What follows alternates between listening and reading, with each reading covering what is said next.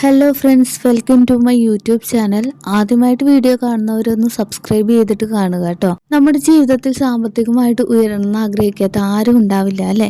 എല്ലാ ആൾക്കാർക്കും ആഗ്രഹം ഉണ്ടാകും ഉയരണം, പൈസ ഉണ്ടാക്കണം എന്നൊക്കെ. പക്ഷെ നമ്മളിലേക്ക് പൈസ വരുന്നുണ്ട്, പക്ഷെ നിൽക്കുന്നില്ല, അല്ലെങ്കിൽ അത് അനുഭവിക്കാൻ പറ്റുന്നില്ല, അല്ലെങ്കിൽ ഭയങ്കര കഷ്ടപ്പാടാണ് ലൈഫിൽ. ഇങ്ങനെയുള്ള ആളുകളാണ് നിങ്ങളെങ്കിൽ ഇത് തീർച്ചയായിട്ടും നിങ്ങൾക്കുള്ള വീഡിയോ ആണ് കേട്ടോ. ഒരു കാര്യം നിങ്ങൾ മനസ്സിലാക്കേണ്ടത്, ഉറച്ച വിശ്വാസത്തോടെ മനസ്സിന് എന്ത് സങ്കല്പിക്കാൻ കഴിയുന്നോ അതൊക്കെ നമുക്ക് നേടാൻ കഴിയും.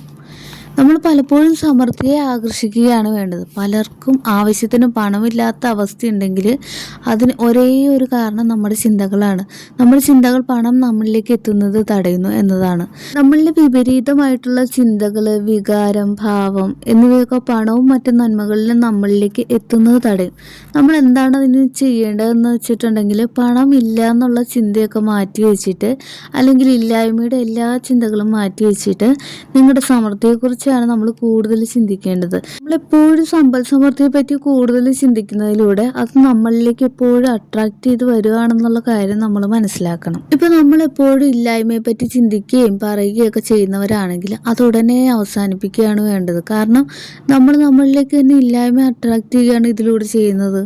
നമ്മളെപ്പോഴും സമ്പൽ സമൃദ്ധിയിൽ മനസ്സ് കേന്ദ്രീകരിക്കുക. ഇപ്പൊ നമ്മളിൽ പലരും ചിന്തിക്കുന്നത് എങ്ങനെയാണ് എൻ്റെ ജീവിതത്തിൽ ധാരാളം പണം സമ്പാദിക്കാൻ സാധിക്കുക, ഏത് വിധേനയായിരിക്കും അത് നമ്മളിലേക്ക് വരിക, എങ്ങനെയായിരിക്കും എനിക്ക് കൂടുതൽ ഐശ്വര്യം സമ്പത്തൊക്കെ വന്നു ചേരുക.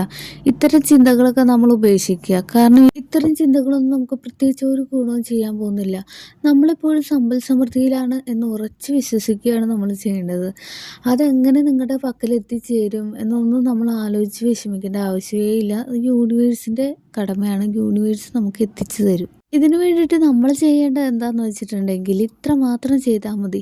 യൂണിവേഴ്സിനോട് നമ്മൾ ആവശ്യപ്പെടുക, അത് നമുക്ക് ലഭിച്ചെന്ന് വിശ്വസിക്കുക, സന്തോഷത്തോടെ ഇരിക്കുക. ഇത്രമാത്രം നമ്മൾ ചെയ്താൽ മതി.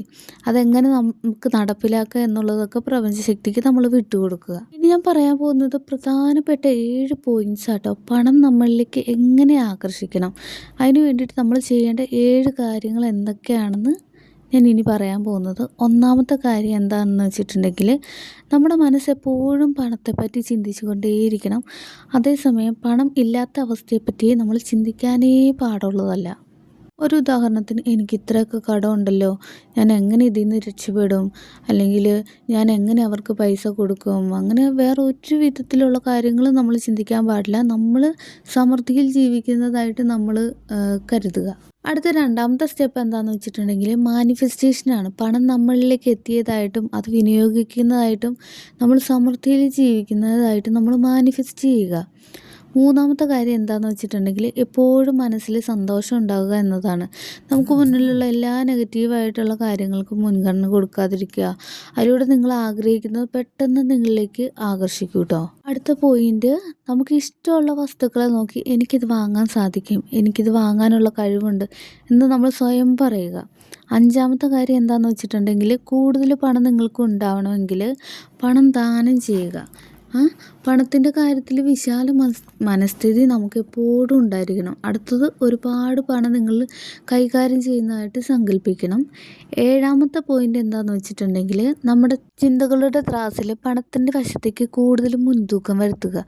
സമ്പത്തിനെക്കുറിച്ച് നമ്മൾ കൂടുതൽ ചിന്തിച്ചു കൊണ്ടേയിരിക്കുക. അപ്പോൾ ഈ ഒരു വീഡിയോ നിങ്ങൾക്ക് എന്തായാലും ഉപകാരപ്പെടും. അപ്പോൾ കൂടുതൽ നല്ല വീഡിയോസിനായിട്ട് ഈ ചാനലൊന്ന് സബ്സ്ക്രൈബ് ചെയ്തിട്ട് ഇനി കാണുക കേട്ടോ.